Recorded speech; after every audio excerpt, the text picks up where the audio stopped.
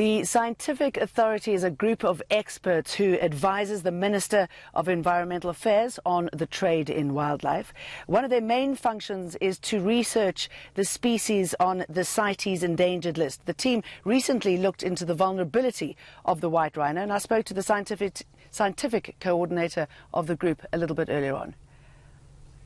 For the white rhinoceros, the finding was that the species is not a vulnerable species because it has a relatively large population size.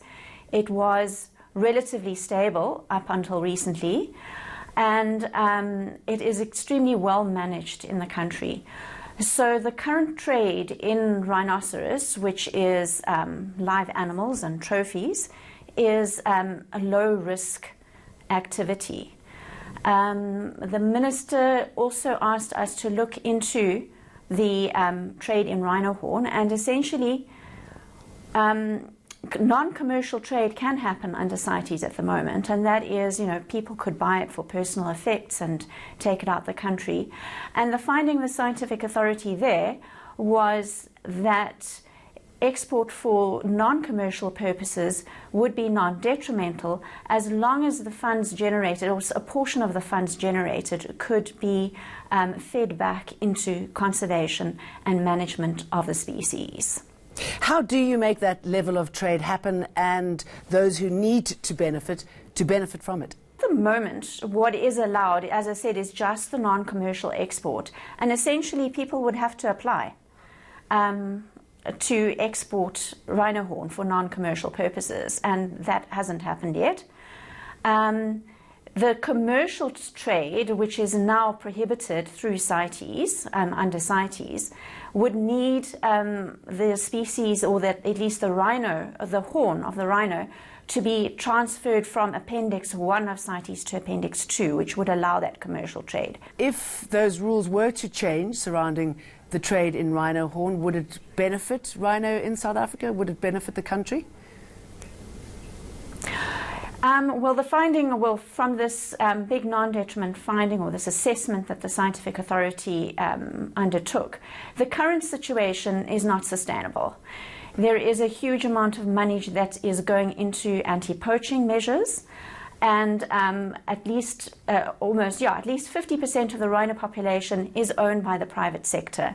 And at the moment, they have very little income coming into their system so that they can protect rhinos. And so there's no incentives for them to protect rhinos. So the thinking is if there was an alternative source of funding that could be invested back into conservation, into the management of the habitat of the species, into the management of the populations, then that would definitely benefit the species and incentivize the private sector to carry on conserving the species. And what are the poaching levels? We've had a ban in place for some time now. What sort of impact has it had on the poaching levels? Well, the ban has been for the last 40 years. And the poaching has only started quite recently, well, in the last 10 years.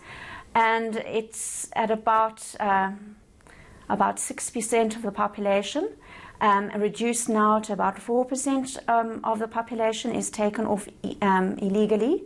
So there has been some success with all the anti-poaching measures put in place.